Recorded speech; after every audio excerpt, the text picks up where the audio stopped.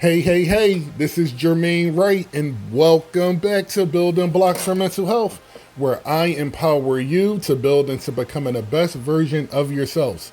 So, hey, thanks for checking in. And today, we're going to be diving into the eye-opening docuseries, Quiet on the Set. I mean, I'm sure you've all may have heard about it already, or if not, I'm going to be giving you some insight. I'm going to be shining a light on the unsettling truth behind Dan Schneider, who worked at, Nickelodeon and produced a lot of the shows that you may be familiar with, the Bynes show, all that.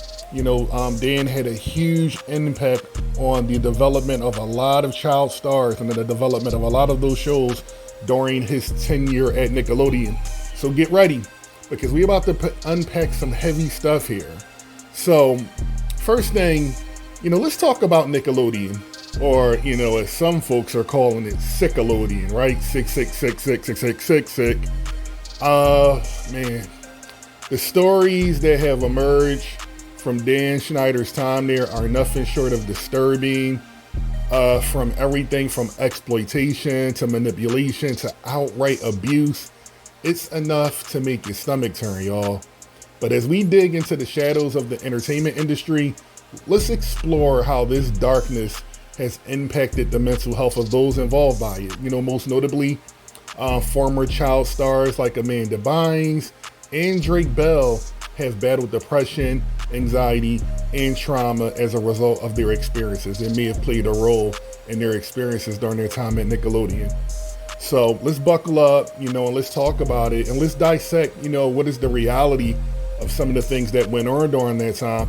And let's also, by the end of this discussion, have a little bit of more awareness of what are some things that we can do to be supportive and counteract the impact of things like abuse, things like exploitation, and so on. So, I just reviewed the first episode, and I'm going to be doing a whole series on this. And I got to say, listen, y'all, I couldn't even, I watched the first episode, and I couldn't even go to episode 2. Because a lot of the things that I reviewed in the first episode, was just hearing, the kids and the parents and the writers and their experiences their take on what they experienced with Dan Schneider. It was just disgusting. It was troubling, to see some of these kids, these children, being forced to act in very suggestive and very adult ways. There's one scene that they show during the docuseries with a young, teenage Ariana Grande.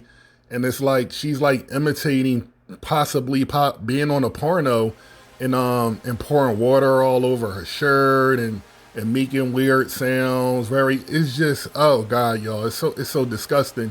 Especially when you look at it and you see kids. I think one of the most disturbing aspects of Quiet on the Set is the exploitation of these children under the guise of it's just a joke and under the guise of entertainment. So many former Nickelodeon stars, they're starting to come out. And I want to commend any of you who may be listening to this. Many of these former Nickelodeon stars are bravely coming forward, and they're talking about their experiences. They're talking about being pushed into inappropriate and suggestive content. And they describe feeling trapped, they describe feeling scared, and they describe feeling threatened with possibly losing their job if they didn't comply with Dan Schneider's demands. I think it's just a stark reality. It's a stark reminder of the ugly truth lurking behind the glitz and glamour of Hollywood. And also, it's a reminder of what can happen when you have a whole group of people who wield a whole bunch of power, and they share that power to marginalize other people. And something else to consider in this situation is that it's not just about the explicit content itself, but it's also about the impact that that being in that situation had on these individuals, had on these kids. It leaves lasting scars. Certainly it looks like it might have taken a toll on stars, like Amanda Bynes, for instance. She was once a beloved child star. And since being in that situation, she's struggled. She struggled with bipolar disorder. She struggled with substance use challenges. And while I think it's fair to say that it's possible that her troubles aren't solely related on her time at Nickelodeon, but it's definitely clear that early exposure and that some of the things that she went through when she was in that situation regarding exploitation and manipulation probably took a toll on her. Similarly, Drake Bell, recently Drake Bell, he's been in the media. He's opened up about battling depression and anxiety and revealing the overwhelming pressure he felt during his Nickelodeon days. And he's not alone. There's countless other child stars that have spoken up. Many former child stars have faced similar struggles, grappling with the fallout of their early fame and the trauma inflicted upon them by those in power. So I know it's real easy for us to probably sit on the sidelines and say, what about their parents? I mean, listen, and what about this and what about that? But listen, a lot of these individuals, you gotta recognize it, they're not coming at you, as a straight up predator. That's not how it's going down. Manipulation is often very covert. They prey upon individuals, right? So it's doing things like, I don't know, like, telling you you're the best, making you feel good when a lot of these individuals are coming from broken homes. Some of these individuals are coming from poverty, right? And like some of these individuals in power are individuals who have been in power for a very long time. So they're coming into these situations looking like heroes. They're coming into it and they're buttering you up, but the whole entire time they're lining you up. And you don't even realize how manipulative it is. You don't even realize how abusive it is until it's already too late and you're in this situation and now you're trying to find a way out of the situation, right? A lot of these kids don't speak up because they don't want to disappoint their parents. You gotta look at it like these kids are essentially the breadwinners.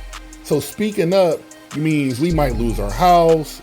Speaking up might mean I might not be able to, I might not have enough money to go to college, right? So a lot of these kids are afraid to even probably go to their parents, and were afraid to probably go to their parents and tell them what's going on out of fear of what may happen to their situation and how their parents may feel. You got to remember, these are children. They don't know any better. They don't want to disappoint their kids. Vice versa with the parents, right? The parents may be thinking, okay, what's really going on? I don't really understand what's going on. You got other people involved in this situation. It runs deep. You got other people that are complicit in it, running interference, to take the parents out of the loop so they don't even fully understand the scope of what's going on. So in a sense, a lot of times the behavior doesn't get normalized. I'm sorry, I misspoke. In a sense, a lot of times the behavior doesn't get addressed because it's normalized in terms of people telling these parents, oh, this is just Hollywood. This is how it is. Think nothing of it. This is what everyone does. So you feel like, okay, if I say something, am I going to be the outcast here? And is it going to look like I'm just being crazy and I'm getting in the way of my child's opportunity to be successful? So that's something that you just think about. I would love to know how some of you feel about that. I don't know, what do you think? How would you respond if you were in that situation? So let's talk about it, because that's what this forum is about. It's about spreading awareness and trying to figure out what are some things that we can do collectively as a community, should you ever find yourself in this situation. So let's talk about the mental health fallout. What does this mean for mental health? Well, certainly I think it's a stark reminder of the importance of protecting our kids. We want to protect our kids from exploitation and abuse, both in showbiz and beyond, because when young stars are thrust into the limelight and are subjected to inappropriate content, it can leave deep scars on their mental well-being. Experienced trauma at a young age can lead to a slew of mental health issues. Everything and anything and everything from depression to anxiety to PTSD, post-traumatic stress disorder, and even thoughts of suicide. And when that trauma is compounded by the pressures of fame and the demands of the industry, it can feel like it's impossible. It can feel like it's an impossible burden, y'all, for these young stars to bear. But here's the thing. Listen, they're not alone. So if you or someone you know is struggling, it's crucial to reach out for help. It's crucial. And whether it's talking to a trusted friend, seeking therapy, or finding support groups, there's folks out there who can help you navigate these rough waters. So, episode 1, right? In the wake of Quiet on the Set, episode 1, it's abundantly clear. We need to find a path forward. And finding a path forward, it's abundantly clear that, change is overdue in the entertainment industry. Just like there are child labor laws, in our country, we need to make sure that those child labor laws and then just all types of practices, children being left adults, children that are most vulnerable, these things need to change. We need to hold those responsible for exploitation and abuse accountable, and we need to do everything in our power to safeguard the mental health of our kids. This story is just as big as what's going on with Diddy right now. It should be all over. I've been hearing people say that this is bigger. Nah, it's not about what's bigger. This is just as important. They're both important issues, right?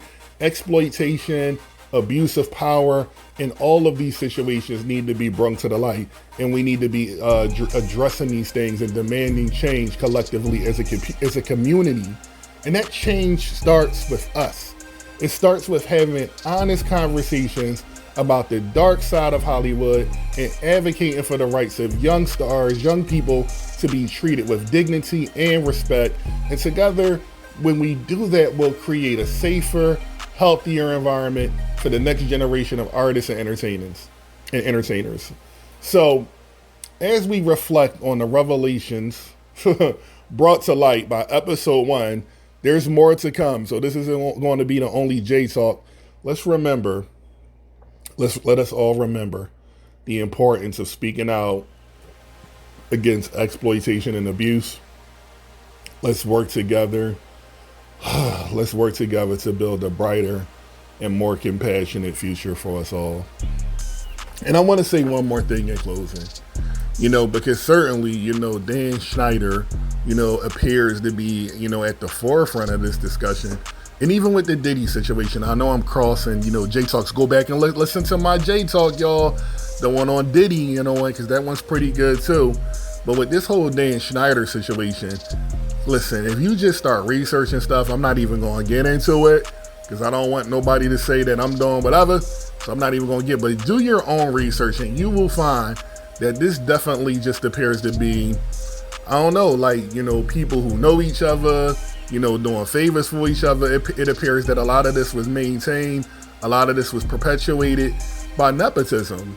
And it's crazy, right? Because I think I would like to believe that anybody that's my friend, who I consider to be a close friend, or even who I consider to be close family, I don't know if you doing stuff like that. I don't know if I could consider you to be family, Holmes. If you doing stuff like it, if that's the type of time that you on, we can't be close friends, because there should just be no room. There should be no room for guests, and there should be no room for error, when it comes to taking advantage of vulnerable individuals in that way.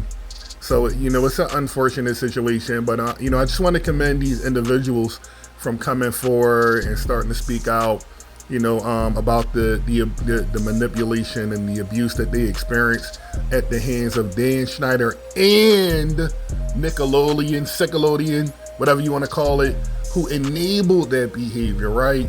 Something needs to change. So until next time, if you haven't already, hit that like. If you haven't already, hit that subscribe. Continue to rock with me, and share this with somebody who you think needs to hear it, or share this with somebody who you believe it will help. And until next time, I'll see you soon on the next episode of Building Blocks for Mental Health, where I will continue to empower you and to build into becoming the best versions of yourselves. I'll see you soon.